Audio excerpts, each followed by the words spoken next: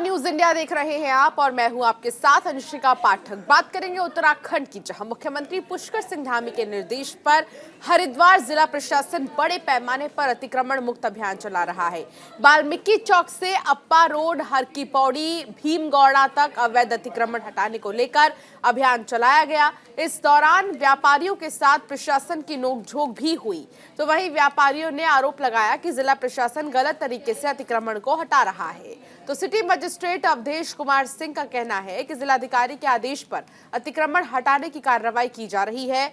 ललतारापुर से देकर आपको बता दें कि देवपुरा चौक तक जेसीबी के माध्यम से अतिक्रमण को हटाया गया ताकि दोबारा अतिक्रमण न हो। इसको लेकर सख्त हिदायत भी दी गई है। तो गलत तरीके से अतिक्रमण जो किया गया उसको हटाया जा रहा है। गलत तरीके से जहां पर लोगों ने कब्जा किया है उस जगह को खाली किया जा रहा है।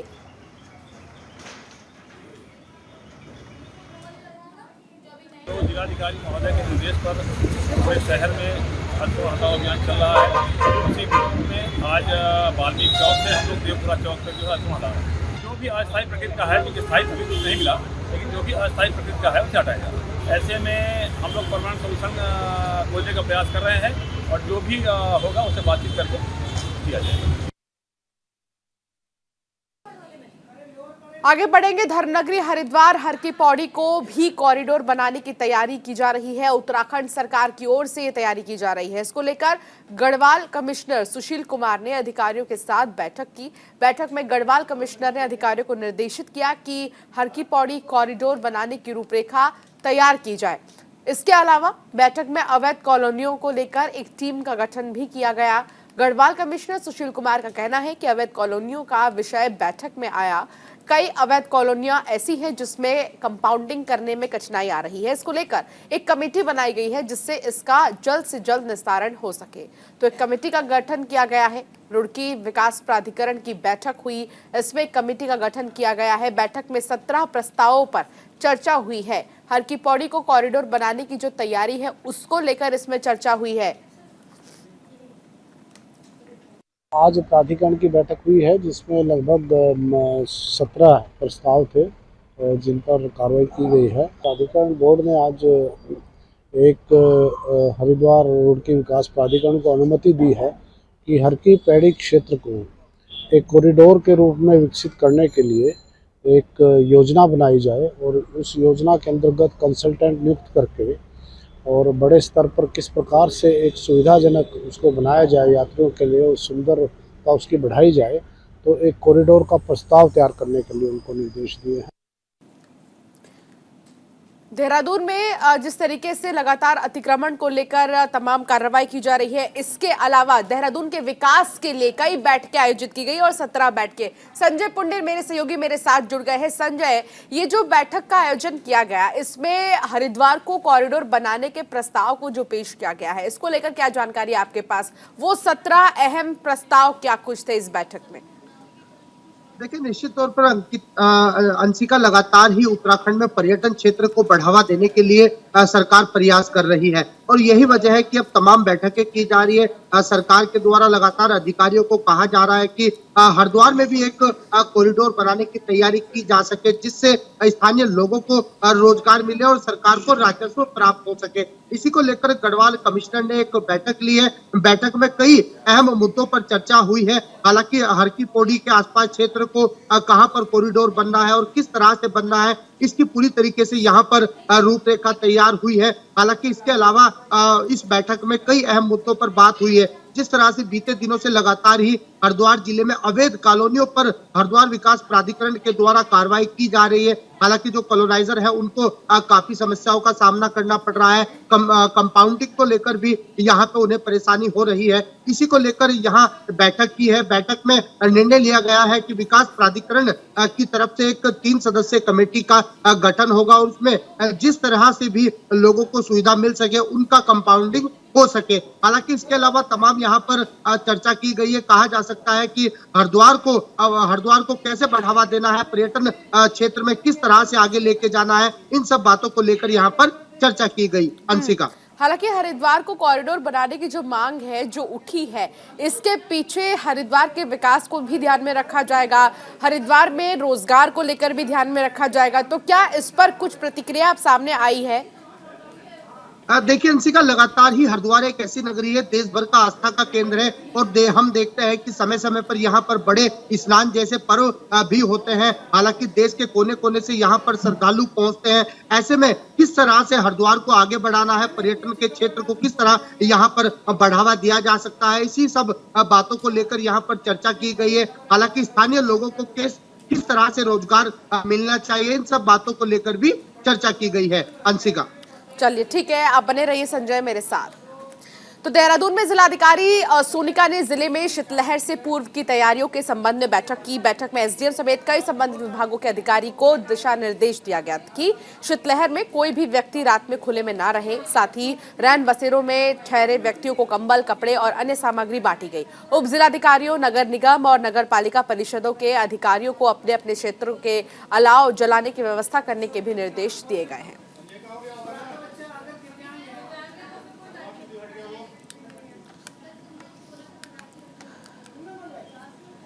बैठक में अधिकारियों ने दिशा निर्देश दिए हैं। ठंड का मौसम है और इसमें कोई भी खुले में ना रहे, इसको ध्यान में रखते हुए रैन बसेरों की जिम्मेदारी लेने की बात की गई है। हमारी टीम ने रैन बसेरों की विज़िट कर ली है। जहाँ पे कोई रिक्वायरमेंट है या कोई कमी है, अकॉर्डिंगली हम लोग उसको ठीक करा रहे हैं। और साथ ही अलाव हो गए, कंबल हो गए, गर्म कपड़े हो गए, सभी के लिए हम लोग अपनी तरफ से कोशिशें कर रहे हैं कि उनकी उपलब्धता बनी रहे और लोगों को कोई असुविधा ना हो।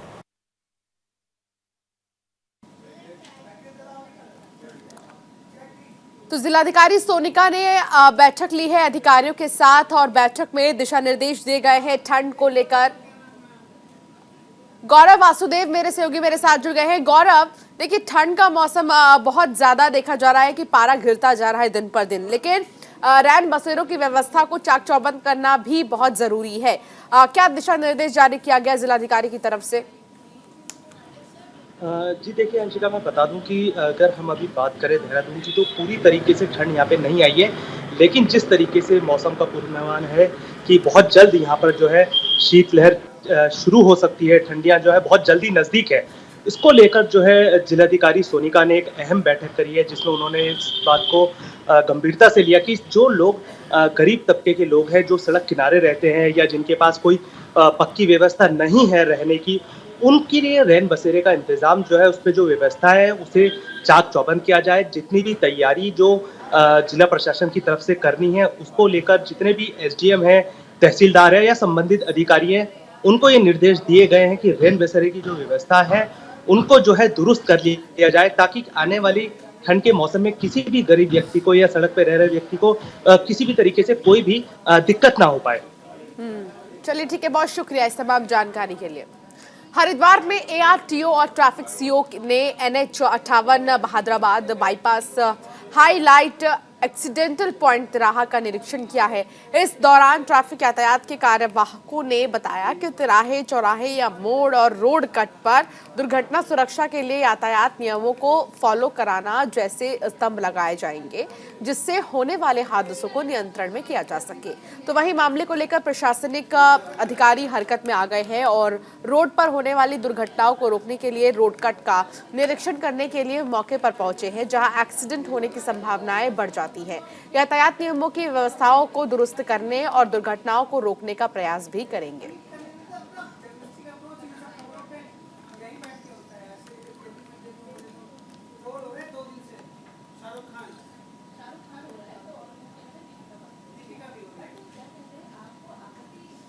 इसमें हमारा जो मेन मकसद है वो ये हाईवे सुरक्षित यातायात के लिए बनाए गए हैं, लेकिन कई छोटे छोटे कारणों से इन पे दुर्घटनाएं हो रही है, जिनमें असमय लोगों की डेथ हो रही है।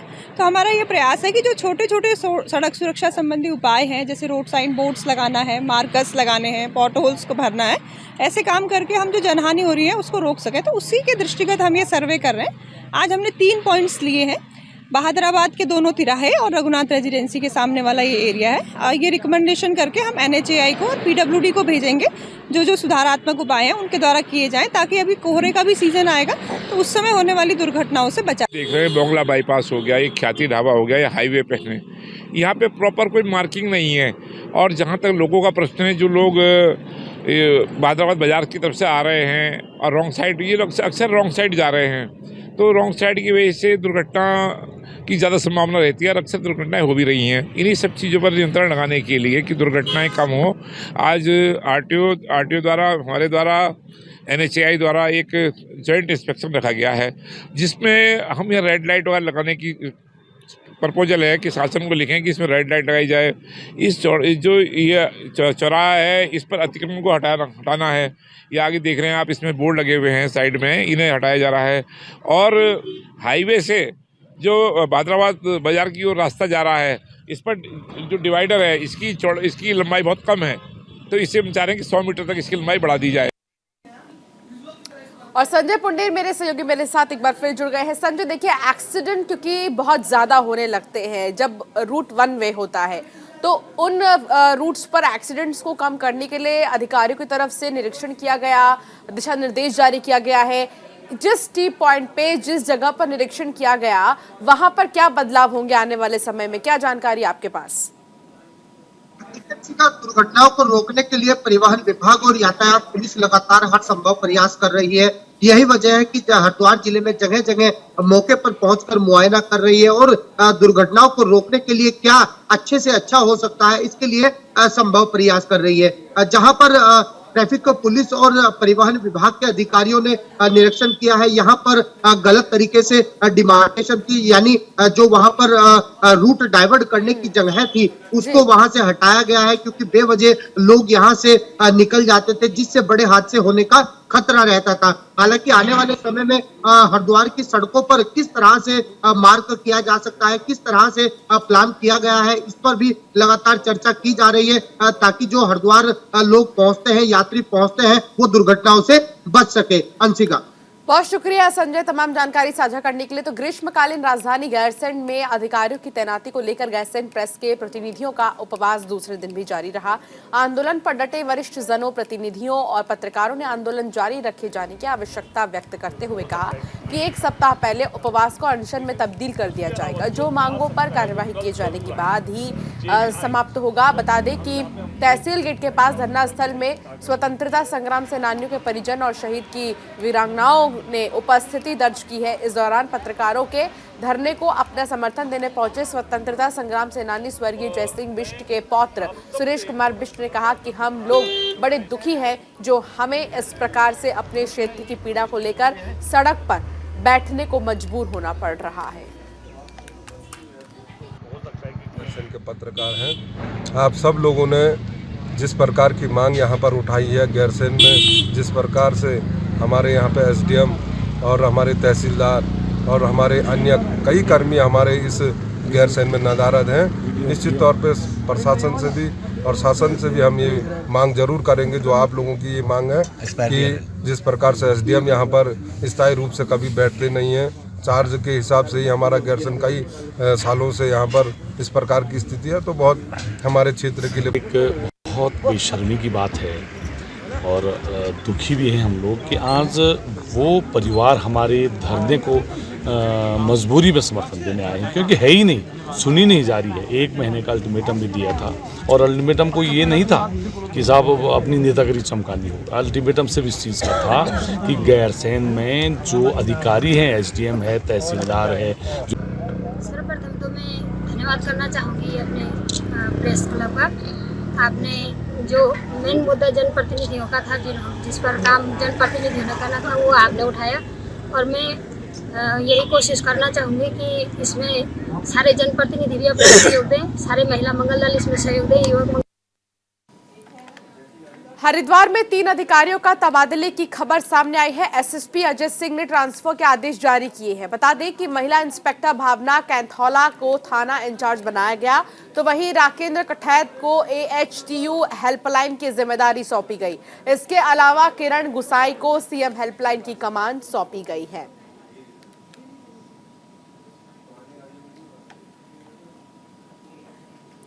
हरिद्वार में ज्वालापुर कटहरा बाजार में दुकान पर चोरी का मामला सामने आया है। चोरी की घटना का वीडियो सोशल मीडिया पर जमकर वायरल हो रहा है। वीडियो में महिलाएं चोरी की वारदात को अंजाम देती साफ दिखाई दे रही हैं। तो वहीं महिलाओं की धरपकड़ के लिए वीडियो सोशल मीडिया पर वायरल किया गया, जिससे महिलाओं की पहचान हो सके।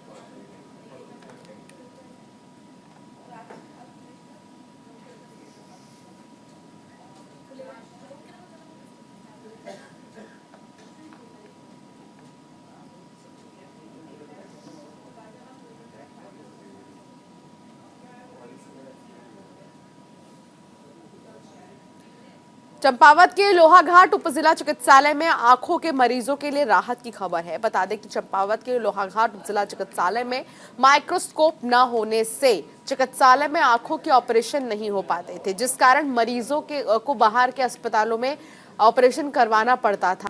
अब डीएम चंपावत के आदेश पर जिला योजना से 22 लाख रुपए कीमत का माइक्रोस्कोप खरीदकर लोहाघाट उप जिला चिकित्सालय को दे दिया गया है। जल्द चिकित्सालय में आंखों के ऑपरेशन शुरू किए जाएंगे। अब इस क्षेत्र के आंखों के मरीजों के लोहाघाट के उप जिला चिकित्सालय में ही आंखों के ऑपरेशन हो पाएंगे।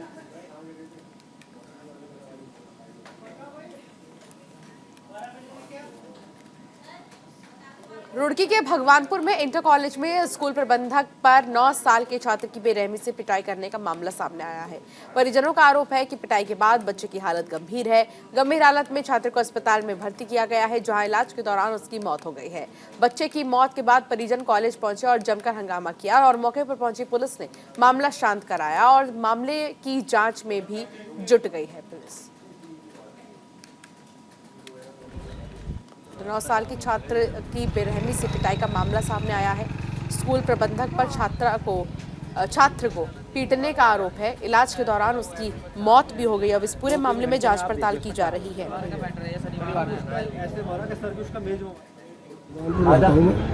हमारे करीब में ही स्कूल है रहमानिया इंटर कॉलेज, उसमें हमारा पोता 9 साल की उम्र का तीसरे में पढ़ रहा है।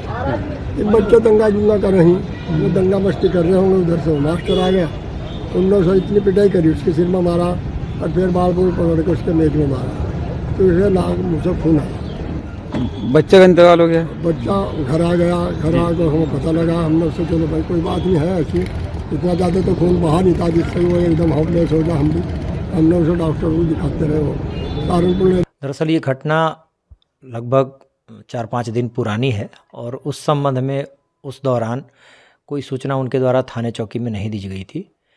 तो अब 4-5 दिन पुराने होने के कारण घटनाक्रम के संबंध में सभी संभावित पहलुओं से जानकारी जुटाना आवश्यक हो जाता है कि तत्कालीन परिस्थितियों में क्या क्या घटनाक्रम घटित हुआ और अब उसके संबंध में किस तरह की बातें सामने आ रही हैं। इस संबंध में सभी पहलुओं से जानकारी जुटाने के लिए निर्देशित किया गया है और जो भी जानकारी सामने आती है उसके आधार पर अग्रिम विधिक कार्रवाई करने के निर्देश दिए गए।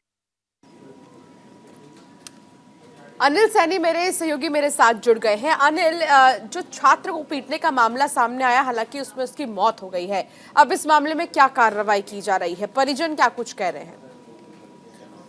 बिल्कुल वंशिका बताना चाहूंगा। देखिए, मामला रुड़की के भगवानपुर का है, जहां पर रहमनिया एक कॉलेज है, निजी इंटर कॉलेज है, उसका ये मामला है, जहां पर 9 वर्ष के बच्चे की जो आरोप है कि 9 वर्ष के बच्चे को मार कर एक अध्यापक ने उसकी हत्या कर दी।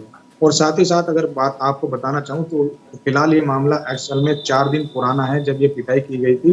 परिजनों का आरोप है कि 4 दिन पहले ये मामला सामने आया था, जब बच्चे की तबीयत थोड़ी सही थी, लेकिन उसके बाद लगातार बच्चे की जो तबीयत है वो बिगड़ने लगी, जहां उसे एक निजी अस्पताल से पीजीआई हॉस्पिटल चंडीगढ़ रेफर कर दिया गया, जहां अभी कल ही उसकी जो है मृत्यु हो चुकी है। साथ ही साथ आपको बताना चाहूंगा कि इस मामले में एसपी देहात जो स्वपन किशोर हैं वो लगातार छानबीन कर रहे हैं। उनकी पूरी पुलिस टीम जो है छानबीन कर रहे हैं और मामले के प्रयास कर रहे हैं कि मामला एक्चुअल में हुआ था क्या।